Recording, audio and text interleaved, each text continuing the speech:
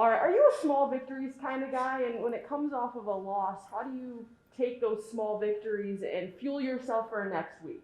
I mean, not ultimately like a small victory type of guy. There's good things that you do in the game that you want to build off of, but ultimately like the the objective is to win. So of course you want to take those good things, but you always come back with just a little bit of disappointment, trying to go ahead and get better for the next week.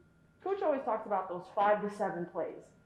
That's the difference. Absolutely. What do you do specifically to make those 5 to 7 plays flip in your guys' favor? Absolutely. Come back and put overtime in the field, in the film room, also on the practice field, and just be very have a key sense of attention to detail. That's what's been like the message going around for the past couple months, and even since summer, just hone in on the details because they do matter. And we're starting to, as a team, unfortunately the hard way, but we're starting to see as a team that every attention to detail does matter.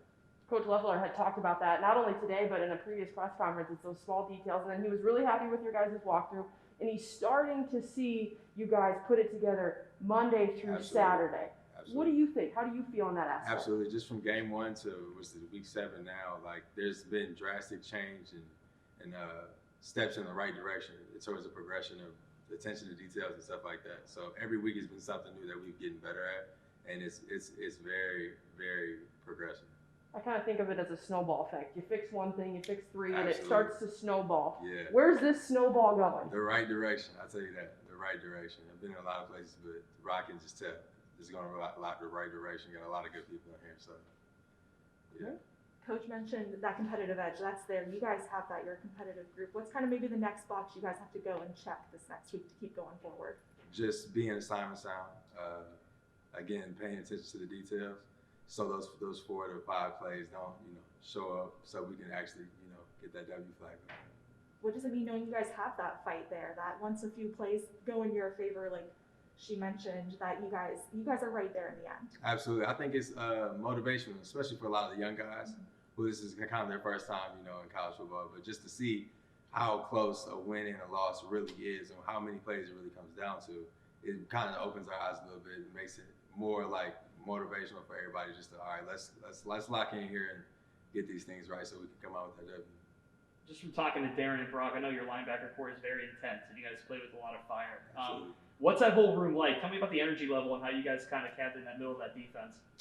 It's a very high energy group, mentally and physically on the field. We gotta have to be like the captains of the defense, as you will, make a lot of the calls and play fast and physical and set the tone for how the defense is gonna play. So, yeah.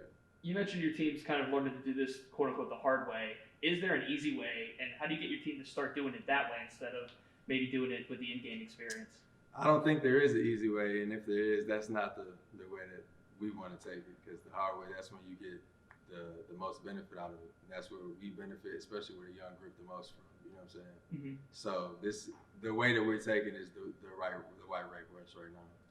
Eastern Michigan kind of parallels you guys in a lot of ways. Like to throw the ball a lot. The defense gives up quite a few passing yards as well. What do you guys have to do in order to stop them in their passing attack this weekend? Just know who we are, believe in ourselves, and pay attention to the detail, and everything else to take care of itself. But we play fast, physical, and again, just know who we are and play and everything to take care of itself.